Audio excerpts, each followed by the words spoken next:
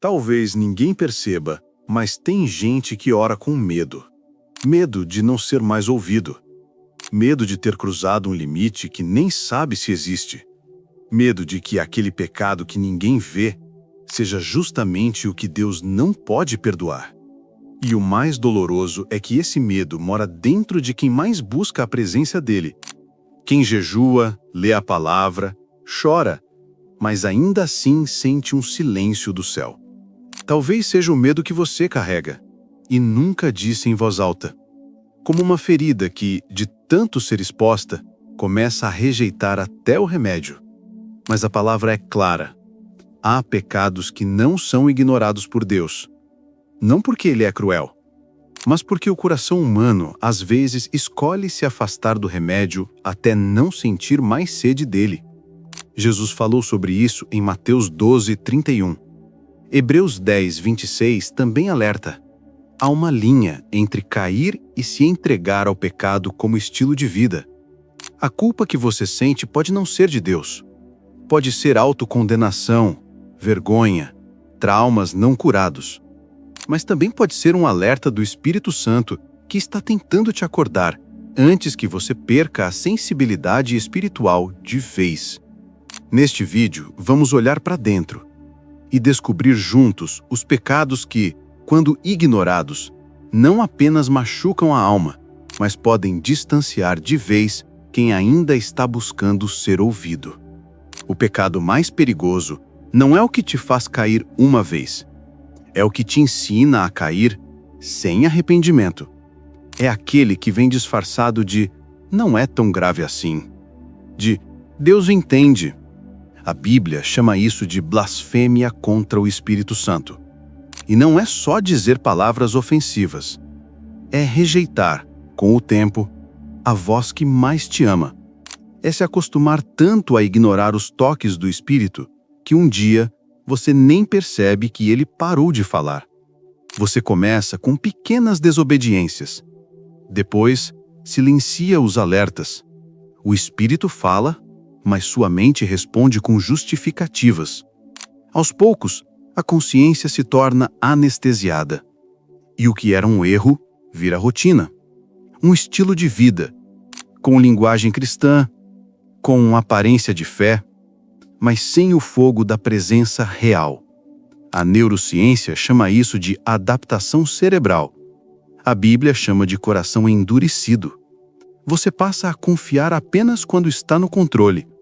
E quando a fé depende do seu controle, ela afasta o espírito, porque ele age na entrega, não no comando. Não é que Deus te abandona. É que sua frequência espiritual se desconecta da voz dele. Você ouve tudo, menos o espírito. E isso é o começo do fim da sensibilidade. Às vezes, a alma parece em paz, mas não é paz. É dormência.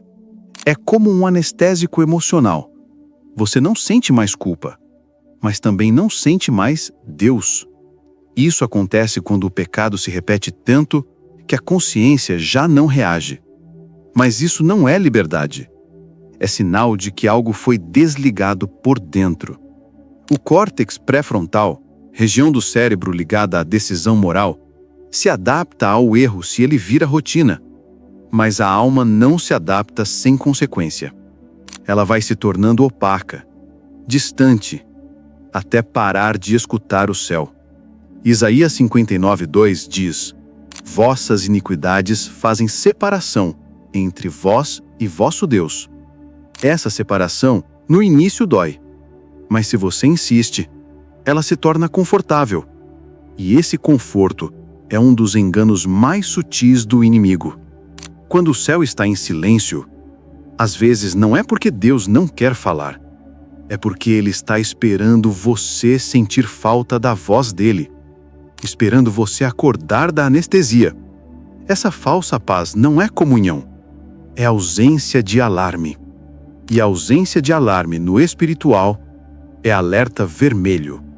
Existe um tipo de rebeldia que ninguém vê. Ela não grita, não confronta, apenas desobedece em silêncio. É quando a pessoa já foi tocada, já sentiu a presença, já chorou nos cultos, já foi alcançada por Deus, mas prefere não mudar.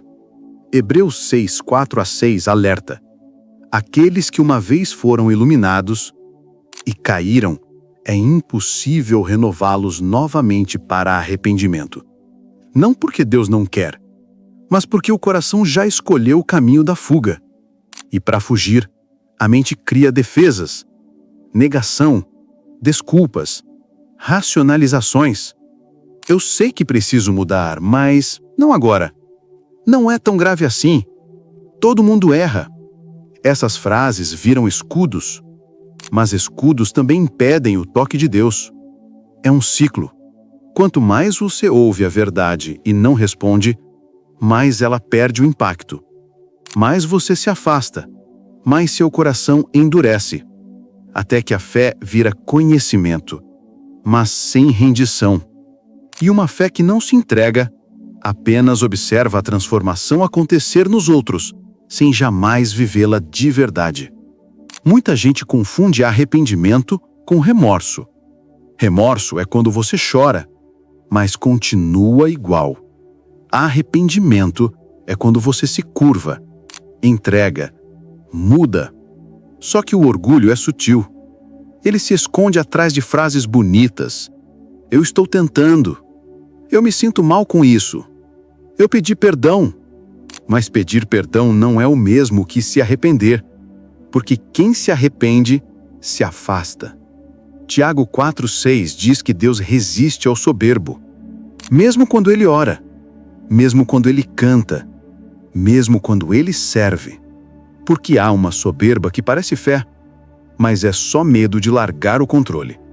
O orgulho cria justificativas, cria promessas vazias, cria adiamentos. E por trás disso está a dor de mudar, a dor de romper com o vício, o hábito, a narrativa que já virou identidade. A neurociência fala de resistência emocional, mas a Bíblia chama de coração de pedra.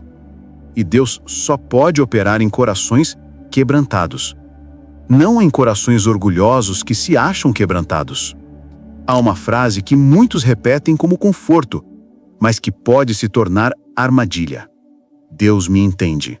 Sim, Deus entende, mas Ele não compactua com o pecado planejado. Romanos 6, versos de 1-2 confronta essa lógica. Vamos continuar pecando para que a graça aumente? De modo nenhum. A graça não é um escudo para continuar errado. É um chamado à libertação. É a força para romper, não a desculpa para repetir. Quando você começa a tratar o pecado como parte da rotina, algo já incluído no seu plano espiritual, você não está mais caindo, está escolhendo.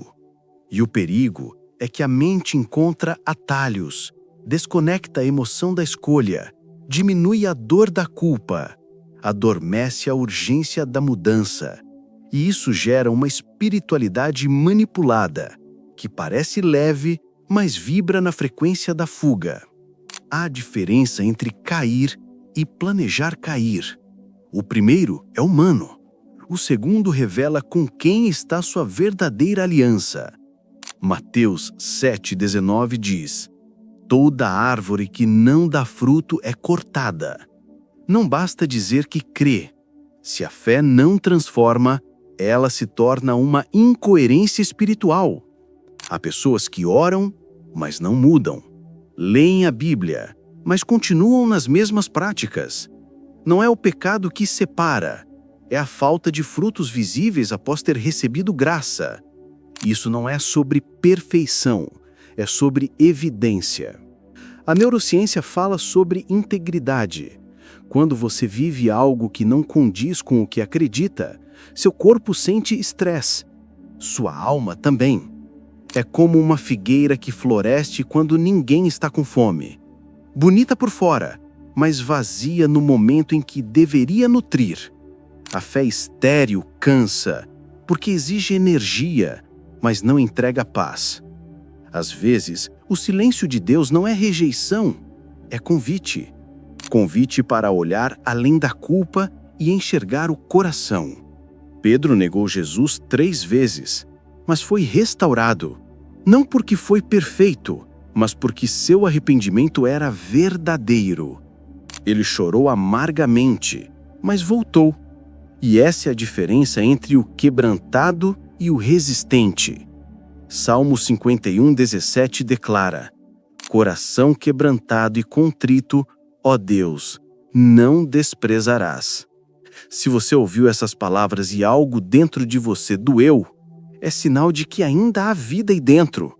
Ainda há tempo, ainda há graça. Mas ignorar esse chamado pode fazer parecer que o tempo acabou. Então eu te pergunto, qual desses pecados você reconhece como um reflexo silencioso dentro de você hoje?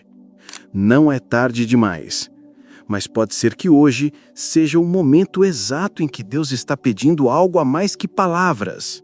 Se essa palavra te tocou, escreva: Senhor, eu quero voltar nos comentários.